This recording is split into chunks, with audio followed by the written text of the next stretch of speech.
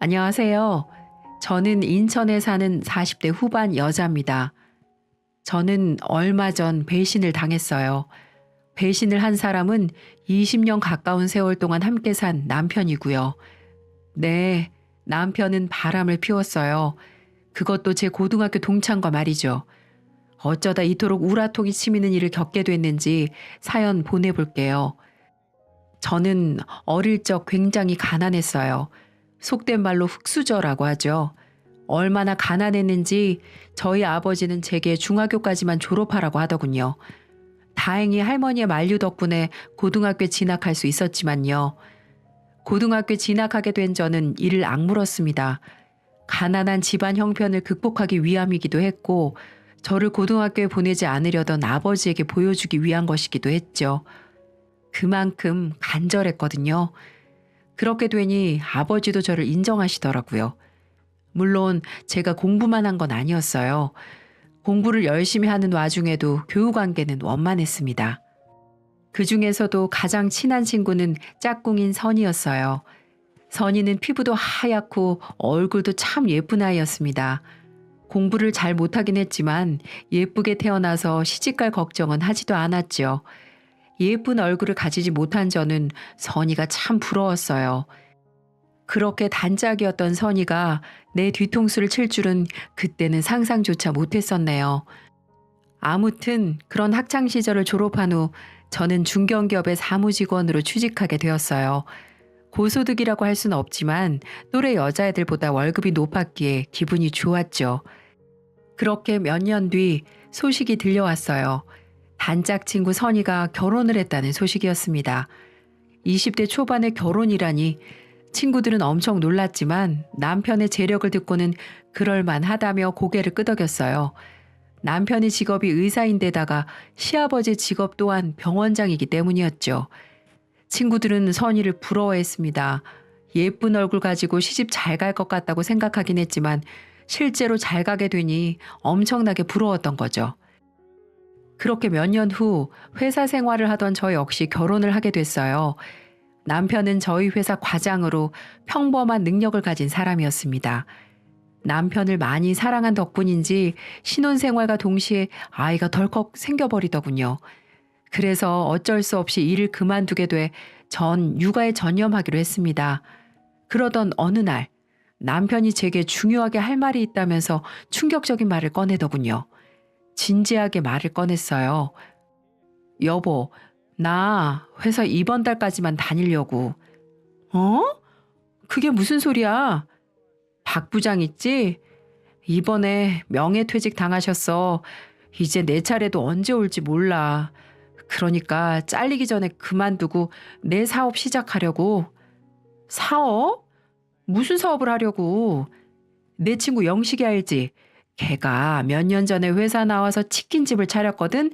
근데 그게 대박이 나서 이번에 3호점 했더라고. 그 자식도 했는데 나라고 못할 거 있어? 나도 치킨집 한번 차려서 대박 한번 내보게 해. 여보, 사업을 하는 거야 좋은데 왜 하필 요식업이야? 당신이 나랑 결혼하고 주방 한번 들어와 본 적 있어? 그런 것도 아니면서 회사 다니던 사람이 어떻게 갑자기 치킨집을 차려? 저는 남편을 만류했어요. 하지만 한 번 사업에 꽂힌 남편을 말리기는 정말이지 쉽지가 않더군요. 결국 남편은 퇴사를 한 후 퇴직금과 살고 있는 집을 담보로 대출을 받아 치킨집을 크게 차렸습니다. 솔직히 못 믿어왔지만 남편이 하는 일이라 잠자코 지켜봤죠. 그런데 이 사람이 시간이 아무리 지나도 월급을 도통 가져다 주지 않더군요. 대체 왜 생활비를 주지 않냐고 물어도 투자금으로 썼으니 일단 있는 걸로 버티라고 하더군요. 하지만 그게 6개월이 지나가자 저는 결국 한 소리를 하고 말았어요. 당신 대체 뭐 하는 거야? 아니 돈을 그렇게 끌어다가 가게를 차렸으면 무슨 얘기가 있어야 할 거 아니야. 내가 지금 뭐 큰 돈 달래? 그냥 생활비만 달라는 거잖아. 근데 왜 아무 얘기도 없는 건데? 나는 그렇다고 쳐도 애는 어떡하라고? 제가 굶는 건 괜찮아도 제 아이가 굶는 건 참을 수 없던 저는 그동안 참아왔던 분노를 폭발시켰어요. 하지만 남편은 알겠다는 말만 반복하더군요. 그렇게 재촉하면 일이 더 안 풀린다는 얘기만 하고요. 하지만 6개월 뒤 남편은 가게를 폐업했다는 소식을 전하더군요. 알고 보니 남편의 치킨집은 장사가 된 적이 한 번도 없었고 엄청난 유지비를 대출로 메우고 있었어요. 그 얘기를 듣자마자 어찌나 어이가 없던지 세상이 무너지는 것 같았습니다. 그동안 남편을 철석같이 믿고 가게 사정을 들여다보지 않던 제 자신이 참 바보처럼 느껴지더군요. 아무튼 그렇게 저희는 빚더미에 앉게 되었어요. 빚 독촉을 하는 고지서는 매일매일 쌓여가는데 남편은 집에서 소주만 연거푸 들이키더군요. 애는 우는데 돈은 없는 상황. 정말이지 지옥 같았어요. 돈을 구해야만 했죠. 하지만 대출이 쌓여있는 상황에서 제게 돈을 빌려줄 기관은 없었어요. 그런 상황에서 떠오른 게 고등학교 동창 선이었습니다. 어릴 적 자매처럼 지낸 데다가 유복한 집안에 시집을 간 선이라면 제게 도움을 줄 수 있을 거라고 생각했어요. 결심이 선 저는 곧바로 선이에게 전화를 걸었습니다. 현수가 오랜만이네. 무슨 일이야? 선이야, 잘 지냈어? 사실 다른 게 아니라 갑자기 연락해서 이런 말 하는 게 갑작스럽다는 거 너무나 잘 아는데 내가 너무 힘들어서 미안하지만 나 딱 200만 원만 빌려줄 수 있을까? 이번에 남편이 가게를 정리해서 빚이 많은데 당장 생활비가 없어서 이렇게 부탁 좀 할게. 저는 간절한 심정으로 선이에게 부탁했어요. 솔직히 더 많은 금액이 필요했지만 친구에게 연락해 돈을 꾸는 게 미안해 당장의 생활비만을 부탁했죠. 그렇게 큰 금액이 아니기에 돈을 빌릴 수 있을 거라 생각하기도 했고요. 하지만 제 예상과는 달리 선이는 제게 싸늘한 반응을 보이더군요. 돈? 미안한데 난 아무리 가까운 사이라도 돈 거래 안 해. 그러니까 돈은 못 빌려주겠다. 선이야, 정말 미안한데 이번 딱 한 번만 부탁하면 안 될까? 내가 어디에도 돈을 빌릴 수가 없어서 그래. 내가 굶는 건 상관없는데 우리 애기까지 굶고 있어서 그래. 부탁 좀 하자. 너도 애엄마니까 이게 어떤 심정인지 알 거 아니야. 아니 얘가 왜 이래? 안 된다고 말했잖아. 그리고 내가 애엄마인 거랑 너랑 무슨 상관인데? 그 애가 내 애야? 네가 남편 잘못 만나서 애 분유값도 못 버는 걸 왜 내 탓을 하니? 아우 정말 어이가 없어서. 됐고 나 끊을 테니까 돈이나 꿀 거면 다신 전화하지 마. 선이는 그렇게 말하며 매몰차게 전화를 끊더군요. 돈이 없는 것도 서러운데 친구까지 잃으니 정말 가슴이 미어졌습니다. 돈 앞에서는 우정이고 사랑이고 없다더니 이게 딱 그 짝인가 싶었죠. 아무튼 날이 갈수록 불어나는 빚을 감당하지 못한 저희는 담보로 걸린 집을 넘기고 쪽방으로 이사를 갔어요. 다리 하나도 뻗기 힘든 좁은 방에 있으니 정말 막막하더군요. 솔직히 죽을 생각도 했어요. 하지만 해맑게 웃는 아이를 보니 그것도 차마 못하겠더라고요. 그래서 저는 죽을 용기로 어떻게든 살아보겠다는 생각을 했어요. 그리고 무슨 일이든 정말 닥치는 대로 했답니다. 새벽같이 일어난 저는 신문 배달부터 시작해 식당 일, 건물 청소일, 전단지 배포, 대리운전 등 별의별 일을 다 했어요. 힘들고 고된 일이 참 많았지만 집에 있을 아이를 생각하며 이를 악물고 버텼죠. 그렇게 쪽잠을 자고 일만 하는 생활을 4년 동안 하니까 가게가 정상화되더군요. 대부분의 빚을 상환하니 남편도 기력을 되찾고 공사판에 나가 잡부로 일을 하기 시작했고요. 저희 가정에 다시 활력이 생긴 거였죠. 그러던 어느 날 엄마에게서 전화가 왔습니다. 현수가 엄마 친구 미숙이 아줌마 알지? 그 아줌마가 이번에 이민을 간다고 하거든.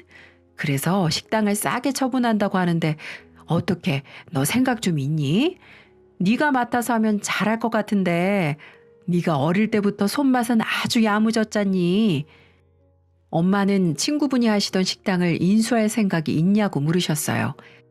생판 모르는 가게였다면 그냥 거절했겠지만 저 역시 어릴 적부터 자주 가던 곳이라 어쩐지 솔깃하더군요. 그 가게는 지역의 맛집으로 장사가 꽤 잘 되던 자리였거든요. 일단 전화를 끊은 저는 남편에게 상의했어요. 여보, 우리 엄마 친구분 중에 왜 미숙 아줌마 알지? 그분이 이번에 이민을 가시는데 가게를 급하게 처리하느라고 싸게 넘기시는 모양이야. 그래서 내가 거길 좀 맡아서 해보고 싶은데 어떻게 생각해? 그래, 잘 됐네. 지금껏 당신 고생만 했는데 당신 이름으로 된 가게 하나 정도는 있어도 나쁘지 않지. 걱정 말고 당신 하고 싶은 대로 해. 내가 투잡을 하든 쓰리잡을 하든 어떻게 해서라도 뒷바라지 할 테니까. 남편은 몇 년 전에 치킨집을 말아먹은 것에 대해 보답하고 싶다며 제게 가게를 맡아서 해보라고 했어요. 남편의 말에 용기를 얻은 저는 엄마에게 전화를 걸었고 가게를 인수하겠다고 말했습니다. 그렇게 가게를 인수한 저는 무슨 메뉴로 가게를 운영할지 고민하다가 제가 가장 자신 있는 집밥을 테마로 백반집을 차렸어요. 한국 사람 중에 백반 싫어하는 사람은 없으니까 실력만 제대로 발휘하면 성공할 수 있을 거라고 생각했죠. 그리고 제 생각은 제대로 적중했습니다. 오픈 첫날부터 사람들이 몰리더니 나중에는 줄을 설 정도로 손님들이 몰리더라고요. 그땐 정말 정신없이 일했네요. 자연스럽게 돈도 엄청나게 벌었고요. 퇴근하고 나서 정산을 하면 이게 정말 내 돈인가 싶을 정도로 어마어마한 돈을 벌곤 했어요. 하지만 저는 절대로 자만하지 않았습니다. 한 번 망해봤기에 다시는 그 지옥으로 돌아가고 싶지 않았거든요. 그렇기에 저는 몰려드는 손님들을 응대하기 위해 최선을 다했어요. 그렇게 7년 정도를 일하니까 예전에 사무직으로 일했을 때는 절대로 벌 수 없는 금액이 통장에 쌓여 있더군요. 그만큼 가게가 잘 되었던 거죠. 하지만 저는 그래도 마음을 놓지 않았어요. 제 아이가 배고파서 울던 때로 돌아갈 수는 없었거든요. 그렇게 저는 모든 돈을 탈탈 털어 3층짜리 상가 건물을 매입했습니다. 서울은 아니지만 나름 수도권에 제 이름으로 된 건물을 샀다는 게 정말 기뻤어요. 몇 년 전에 쪽방에서 셋이서 자던 시절이 생각나는 바람에 눈물도 참 많이 흘렸네요. 아무튼 건물주가 된 저는 백반집을 운영함과 동시에 건물을 관리했죠. 그러던 어느 날이었어요. 2층 세입자한테 볼 일이 있어서 계단을 오르는데 건물 청소부가 대걸레로 복도를 열심히 닦고 있더군요. 수고 많으십니다. 저는 고생하시는 분께 인사를 하고 올라가려 했어요. 그런데 얼핏 본 청소부의 얼굴이 낯익다는 생각이 들더라고요. 저는 계단을 오르던 발걸음을 멈추고 뒤를 돌아보았죠. 건물 청소부는 제가 보는 줄도 모르고 열심히 걸레질을 하고 있었고요. 저게 누굴까 하고 생각하던 저는 건물 청소부의 정체를 알아보고 깜짝 놀라고 말았습니다. 너 설마 선이? 건물 청소부의 정체는 다름 아닌 선이었어요. 청소복장에 화장조차 하지 않아 긴가민가 했지만 확실히 선이더군요.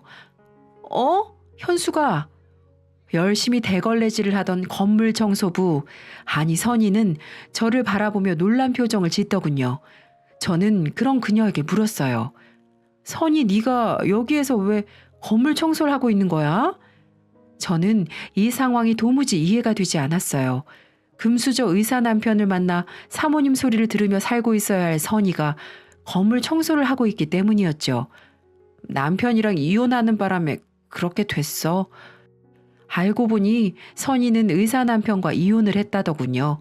사유는 말해주지 않았지만 남편 욕을 하지 않는 걸 보니 자신의 잘못으로 갈라선 듯 했어요. 그나저나 현숙이 너는 여기 웬일이야? 혹시 이 가게에서 장사해? 아니, 여긴 그냥 내 건물이야. 뭐? 건물? 이 건물이 진짜 네 거라고? 선이는 이 건물이 제 거라는 사실을 믿지 못하겠는지 같은 질문을 몇 번이나 하더군요. 저 역시 같은 답변을 몇 번이나 해주었고요. 제 건물이라는 걸 믿게 된 선이의 얼굴이 파리하게 질리더군요. 자신은 남편에게 이혼을 당해 건물 청소나 하면서 힘들게 사는데 친구인 저는 건물주가 되어 이렇게 잘 살고 있었으니까요. 솔직히 저 역시 비슷한 감정을 느꼈습니다. 의사 사모님으로 떵떵거리며 살 줄 알았던 선이가 저렇게 초라하게 살고 있는 모습을 보니 마음이 안 좋더라고요.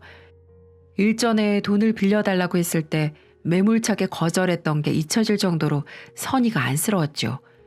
아무튼 저희는 그렇게 인사를 하고 헤어졌어요. 저는 바쁜 백반집으로 돌아가야 했고 선의는 자신의 일인 건물 청소를 열심히 해야 할 테니까요.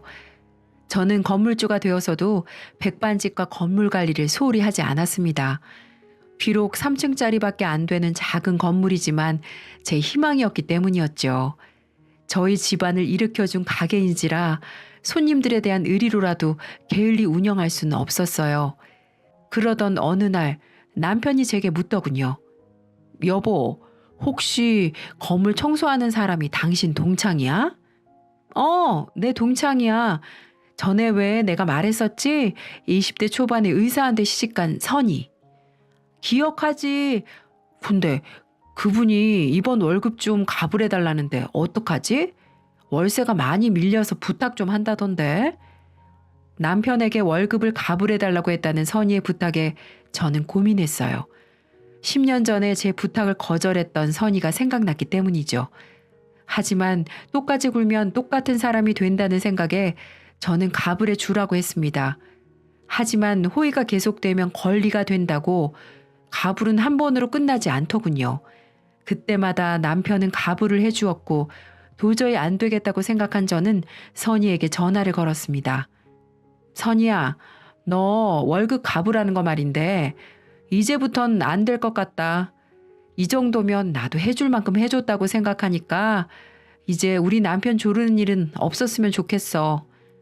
저는 나름 신사적으로 말했답니다.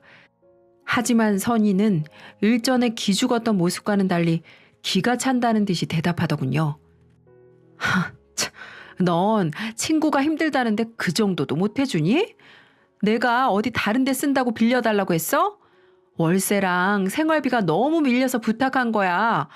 좀스럽게 그게 뭐니? 건물주라고 재는 거야 뭐야? 선희는 가불을 한 주제에 제게 오히려 화를 내더군요. 그렇게 나오니 저도 갑자기 분노가 치밀었어요.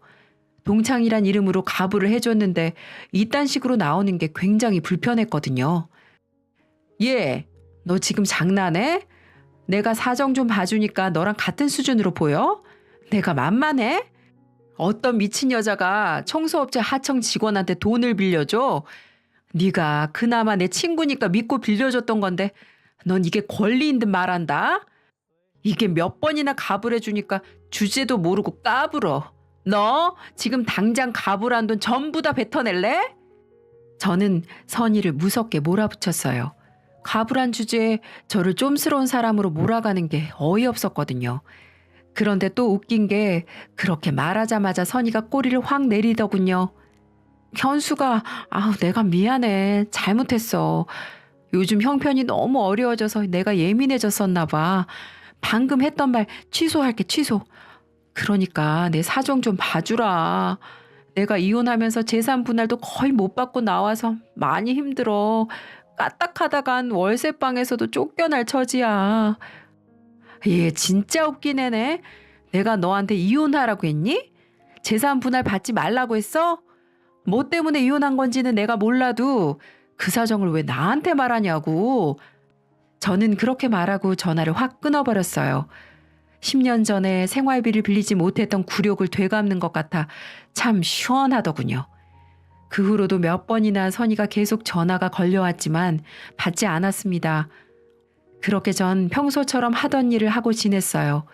하지만 불행은 예고 없이 찾아오더군요. 지금 다시 생각해도 손발이 벌벌 떨릴 정도로 화가 나네요. 저는 평소처럼 가게를 마치고 집으로 돌아와 집안일을 하고 있는데 남편이 이상할 만큼 어느 날부턴가 한밤중에 건물에 볼 일이 있다면서 밖에를 다니기 시작하더라고요. 그래서 물어봤죠. 여보, 낮에 하지 뭐하러 밤에 건물을 가? 할 게 뭐 있다고. 그냥 밤에는 쉬고 낮에 볼 일 보면 되지. 저는 어차피 보안 시스템이 완비된 건물을 뭐하러 둘러보나 싶어 잠이나 자라고 했어요. 하지만 남편은 밤에도 건물 관리를 게을리할 수 없다며 꾸역꾸역 나가더군요. 처음에는 그냥 그런가 보다 했어요. 하지만 하루 이틀 그렇게 나가는 걸 보니 나중에는 자꾸만 의심이 들기 시작하더군요.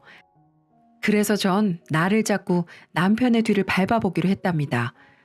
그렇게 조용히 뒤를 밟으니 남편은 정말 건물로 들어가더군요.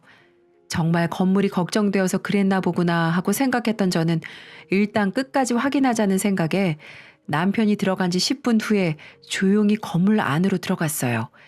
그리고 남편은 로 어떤 여자와 들어가더라고요. 그리고 가만히 안을 들여다봤는데 전 그 광경을 보고 충격을 받고 말았습니다.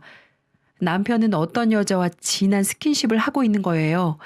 그리고 또 한 번 놀라웠던 사실은 남편과 붙어먹고 있는 여자가 바로 내 친구 선이었어요. 전 그 정체를 알고 정신이 혼미해서 뒤로 쓰러질 뻔했습니다. 어떻게 다른 사람도 아니고 학창시절 함께 다닌 친구랑 그년과 그런 짓을 할 수가 있는지 전 남편과 선이 그 더러운 짓을 보고 분노해서 득달같이 그 안으로 달려들어갔어요. 이 짐승 같은 것들이 지금 내 건물에서 뭐 하는 짓들이야? 나이 처먹고 할 짓거리가 그렇게 없어서 이런 곳에서 더러운 짓거리를 해? 그리고 선이 너 오늘 잘 걸렸다.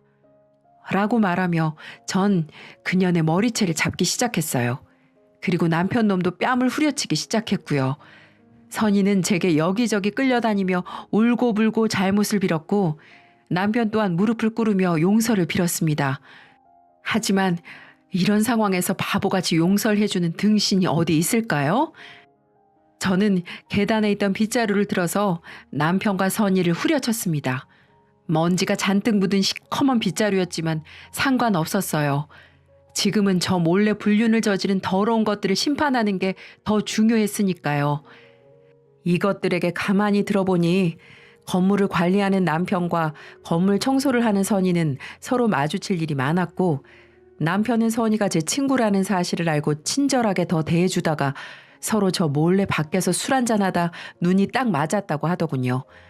매일같이 선머슴 같은 마누라만 보다가 곱상하게 생긴 선이를 보니 머리가 헷가닥 돌았던 걸까요? 남편 놈은 저와 부부관계 안 한 지도 오래되긴 했었어요. 하지만 설마 그런 표출을 친구 선이에게 향할 줄은 꿈에도 몰랐습니다. 나이 먹으면 정신력, 의지력이 다 떨어진다고 하더니 그 말이 딱 맞는 것 같았어요. 거의 30분을 팬 저는 앞으로 각오하라고 말하고는 건물을 나왔습니다. 그리고 밤 늦은 시간임에도 시댁에 전화를 걸어 남편의 만행을 고발했어요. 이혼하겠다는 말을 덧붙였고요. 날이 밝자마자 시어머니는 제게 찾아와 용서를 구하시더군요. 아가, 자식 잘못 키운 다 내 잘못이다. 저 녀석이 부인 잘 얻은 것도 모르고 헛짓거리를 했어. 미안하다 미안해. 그러니까 제발 날 봐서라도 참아주거라. 시어머니는 제게 비셨지만 저는 남편을 용서할 수 없었어요. 그리고 곧장 이혼을 강행했죠. 어차피 대부분의 재산은 제 명의인데다가 자식도 다 커서 이혼을 꺼릴 이유는 없었어요. 저는 거액의 돈을 들여 이혼 소송을 벌였습니다.